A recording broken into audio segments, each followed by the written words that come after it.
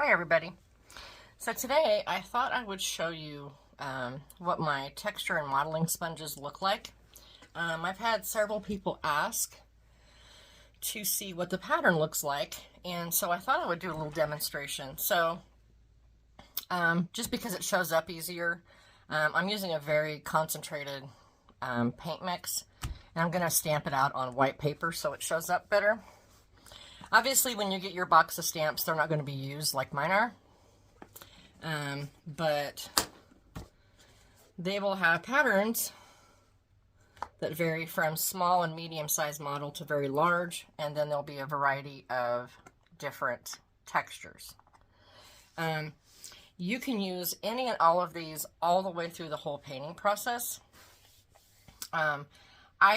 Whenever I do washes, I don't paint the wash on and then come back with a sponge and blot it off like some people do. I usually just apply it to my smaller or medium modeling sponges, and then I just go ahead and stamp it on that way. As you go, you're building up all different layers of texture and model throughout the whole process.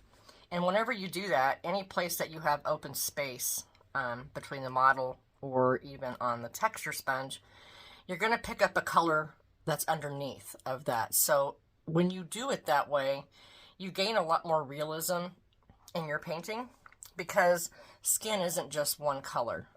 It's a compilation of reds, blues, yellows, and then every color in between there. There's purples, there's greens. And so in order to get that effect, layering things with models and with texture give you that effect. Because you're not layering one solid color over another solid color over another solid color. You're always going to have areas where you're going to have different colors peeking through. And so that's kind of the effect that I like to use. So I will use all of these throughout the whole process of painting a baby. Okay, so like if you want to do one of the smaller models, and always do it the way I'm doing it. Paint it across the top of the sponge. You don't want to oversaturate it, because that will cause the sponge to swell. This is especially difficult for air dry painters where you're using water. But just try and keep that sponge as dry as you can to get your best patterns. So a small model pattern is going to look like this. You have a lot of space in between. That's a concentrated color. And then for like a little bit larger model,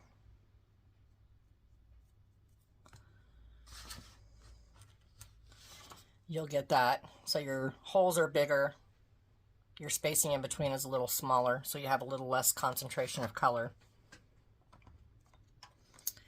If you want a really big pattern, you use this big one. That will give you a very defined model pattern.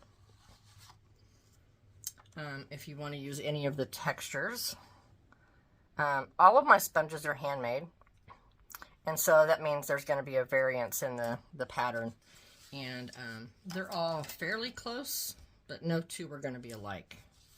So there's one of the texture patterns. You've got a fairly large area, and then you have the concentrated color is a little less.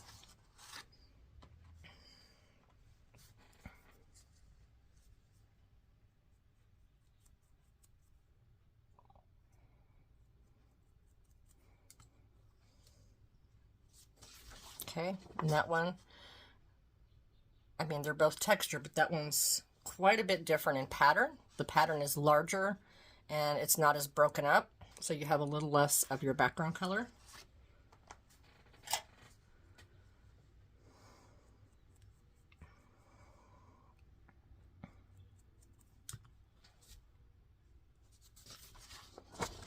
Okay, this one's a much tighter pattern. It's smaller, and then the spacing in between is smaller, so you don't have as much concentration. And then this one,